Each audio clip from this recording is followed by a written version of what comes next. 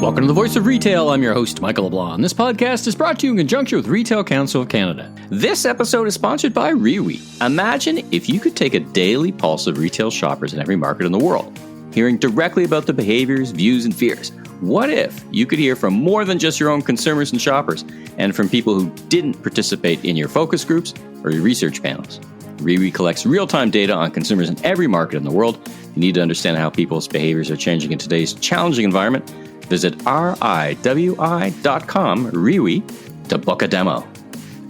In this episode, I welcome John Orr, the Senior Vice President of Retail for global human capital management powerhouse Ceridian, just off the virtual stage at the NRF Big Show.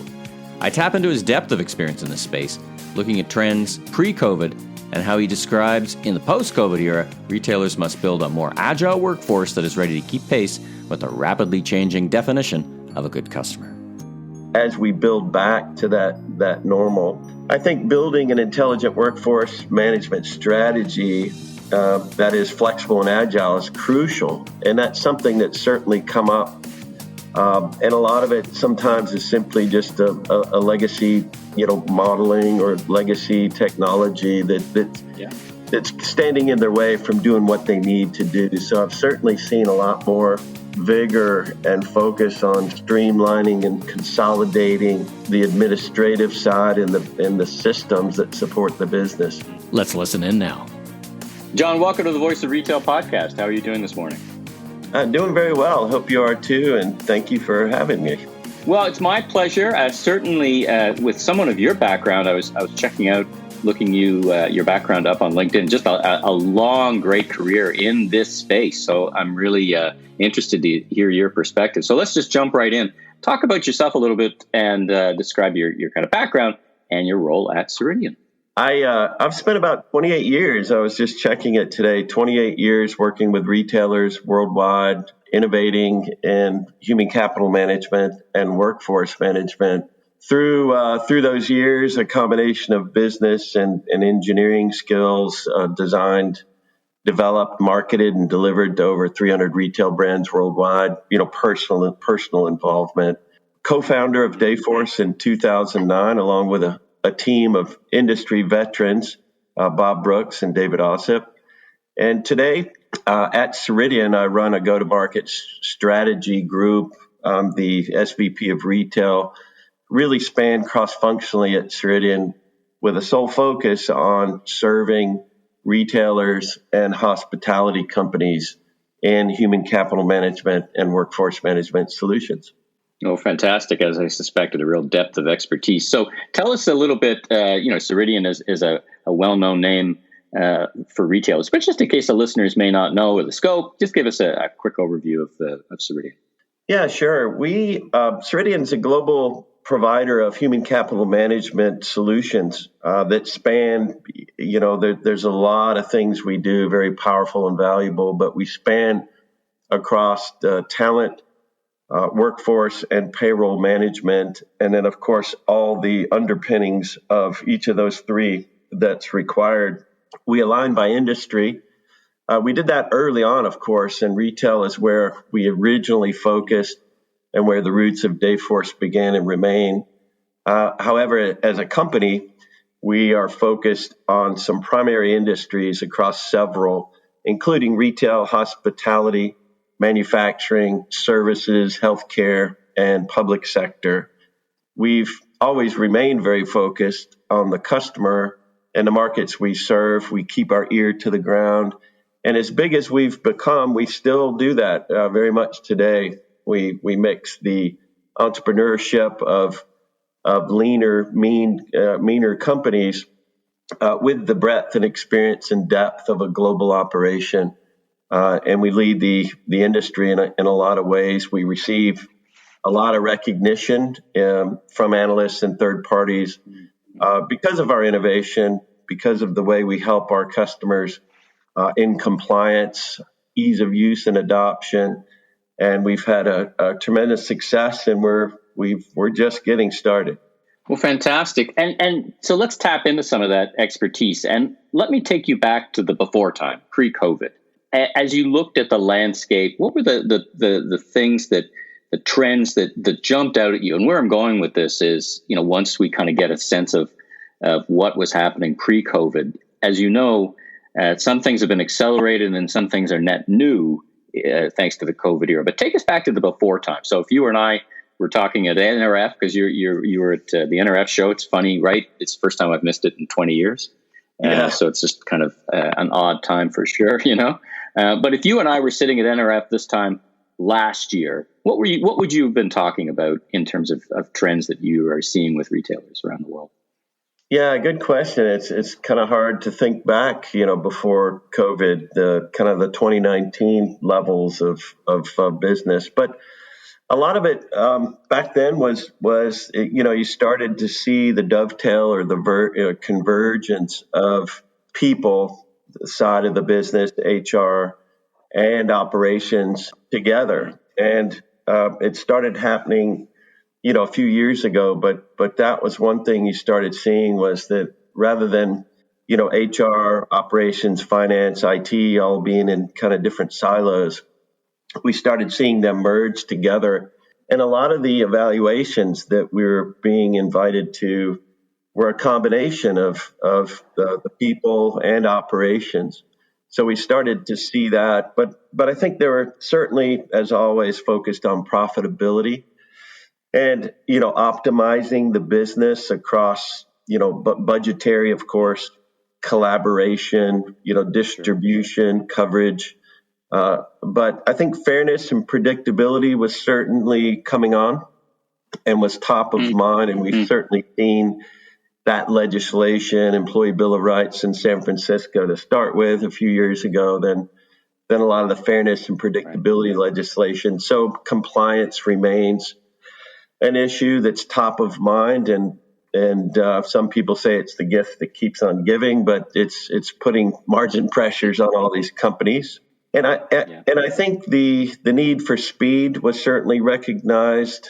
That's when folks were talking about big data, and they've always had a lot of data. It was more about visualizing it better, improving the speed and accuracy and visibility of the business. And one last thing, Michael, was really engagement.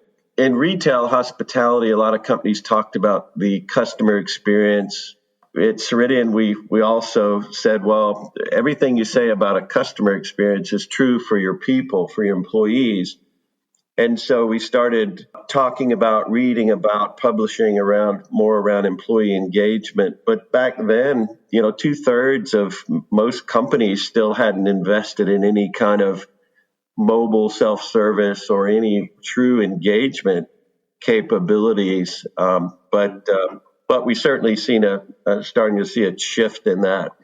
Well, that's a good segue. I mean, I have a podcast with Steve Dennis, author. Steve Dennis talks about remarkable retail, and we often talk about why it takes a crisis for retailers to innovate. So cast your mind forward to the current world we live in today. Associates are so important.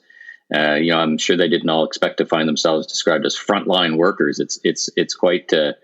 I'm sure in your career, it's a first. Tell me about the trends you're seeing that have been brought on by the COVID era. We're not out of this yet. We're probably got another one way, shape, or another. We'll be living through it in 2021. What are the things you're thinking about and hearing about from C-level executives? Yeah, I read Steve. I've listened to him at Super Saturday. Part of NRF. Awesome thinker. I really like his work and thoughts, and me too. I always said, you don't know who's swimming naked till the tide goes out. And COVID, That's a good one. COVID was the tide going out. Yeah. And so part of me is kind of like shame on the executives that were dragging their feet in some of these areas, and that it took something like COVID to do some of the things we knew we should be doing all along. But I think it's certainly, I liked the infusion of creativity and entrepreneurship that a lot of folks were forced into. And I hope that and empathy and a lot of the other things will persist. I think, some of the things we saw a huge change in focus in is certainly better communication, and those that didn't have a good infrastructure in place felt it, whether it was for health and safety monitoring, just normal operations, or even the communication with the employees for, improved work-life balance. Another area that's really changed is I think a lot of companies found that the systems they've been using for a long time weren't as flexible as they needed to be to adapt to the change with the speed that was required, whether it was human capital management, how to restructure some things for the shift in work and workers. You've got more of a customer journey, one-to-one focused on that experience and the different avenues that each customer wants to experience in their journey with you as a retailer, whether it's, buy online, ship from store, curbside, dark kitchens, spacing, patterns of flow, new processes, and those sorts of things. So I think, I certainly like to see the motivation around improving the employee experience and the automation and access and engagement that requires. And I guess one last thing was, if you think back to the old 5 dimensions of service quality, reliability, tangibles, responsiveness, assurance, and empathy, each one was important. And of course, the retailer, whatever they promoted their brand to be, they had to at least meet or exceed that with each customer to deliver the brand promise. And tangibles and assurance were two that were kind of necessary evils, but they tend to want to be hidden. Like you didn't want to, before COVID, shop or go to a restaurant and have somebody spraying Clorox next to you and cleaning things. It was something that was done during off times, but now you want to see it, everywhere, often. And so those things are kind of interesting to see that shift. And for me personally, I like the things that will persist, and I hope they do. Well, it's, and I've heard that described as hygiene theater in some places, right? It's taking what we used to do and putting it in front of the consumer just to kind of make sure they see what was already happening, right? I mean, as you and I know, pick a grocery store. You can perform surgery in a grocery store these days. They're so clean, as they often, if not always, were. You and I, we talked briefly that if it wasn't for COVID, you and I would have met at the big show at NRF, walked the endless aisles as I've described them. What as you watched the online virtual event, did you pick up any themes or trends, both from your perspective and at a retail lens? I mean, you've been in the retail space for many years, whether it's in workforce or other. Anything jump out at you that you'd call it? Well, one thing that's kind of interesting is maybe just because I was so tired of COVID and the dark cloud that I mentally shifted, early last year to really focus on, look, we're going to be back. We're going to get through this. Let's focus on where we're going. And even though I mentally shifted there, it's a little surprising to me, but understandable that a lot of the content was still focused on dealing with COVID. And whether it's, like with DSW, they fund hours based on their, sales, and they just distribute them through the week. And so it's really, they've kind of taken a different look on how the KPIs they track. Now, if you weren't before, you need to be tracking your harmonized revenue channels. And folks like Sephora, they, another digital darling, of course. And, before they had specialists, and they had the ability and the space and the proximity rules to have people on the floors handling skincare, makeup, fragrance, and other things. But as COVID hit, they had to learn how to cover and deliver the service with a lot less people, which meant that more people had to be cross-trained and a lot more collaborative in what they do than specialized in the way they were before. So it kind of changed how they model, how they budget, how they not rehire, but ramp back up and what people are actually required to do as we build back to that normal. And I think building an intelligent workforce management strategy that is flexible and agile is crucial. And that's something that's certainly come up. And a lot of it sometimes is simply just a legacy, modeling or legacy technology that's standing in their way from doing what they need to do. So I've certainly seen a lot more vigor and focus on streamlining and consolidating, the administrative side and the systems that support the business.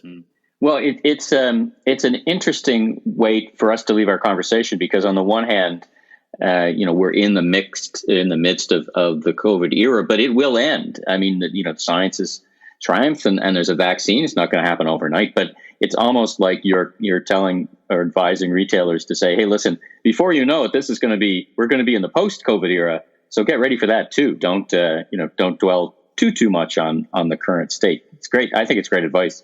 It's a great observation. So if listeners want to learn more or hear more about what you write, where can they go? Well, they can certainly go to Ceridian.com. We have thought leadership blogs, articles. They can certainly, email me directly at john.orr@Ceridian.com. And of course, with LinkedIn and Twitter, John Orr on both of those are good places to pick up on things. And we just, did a really neat study with RSR Research and really found some interesting challenges. And it was a kind of that pre-COVID, post-COVID view of the world. And if you have a minute, just the top three really, operational challenges were around inconsistency in the user experience across devices and the inefficiencies of that. They found they were too reliant on IT to support the changes and the processes that were needed, and spending way too much time planning and not enough time monitoring what's actually going on. The majority, by far, 75% of those surveyed agreed that the customer-facing employees currently have a strong impact on their sales, and agree that the seamless process that drives all aspects of their work and life balance from hire through evaluation needs to be looked at and revisited to really streamline and consolidate for, improve profitability. It all comes back to profitability, but in serving your employees, kind of like Sam Walton said years ago, if you take care of your employees, they take care of the customers and the business takes care of itself. And I think a lot of retailers are really, putting that in application in what they do. Well, if we weren't or had somehow forgotten it or whatever before, we certainly know it now. So it's great. It's a great reminder, great lot of touch points for folks to go learn more. And I wanted to thank you, John, for sharing your insights and your vast experience with the listeners. And thank you for being on the Voice of Retail podcast. Well, thank you very much. Very much appreciated. Certainly a pleasure talking and working with you, Michael. Look forward to some more in the future. Thanks for tuning into today's episode of The Voice of Retail. Be sure and subscribe to the podcast so you don't miss out on the latest episodes, industry news, and insights. If you enjoyed this episode, please consider leaving a rating and review, as it really helps us grow so that we continue to get amazing guests onto the show. I'm your host, Michael LeBlanc, president of LeBlanc Company Inc. And if you're looking for more content or want to chat, follow me on LinkedIn. Visit my website at meleblanc.co. Until next time, stay safe and have a great week.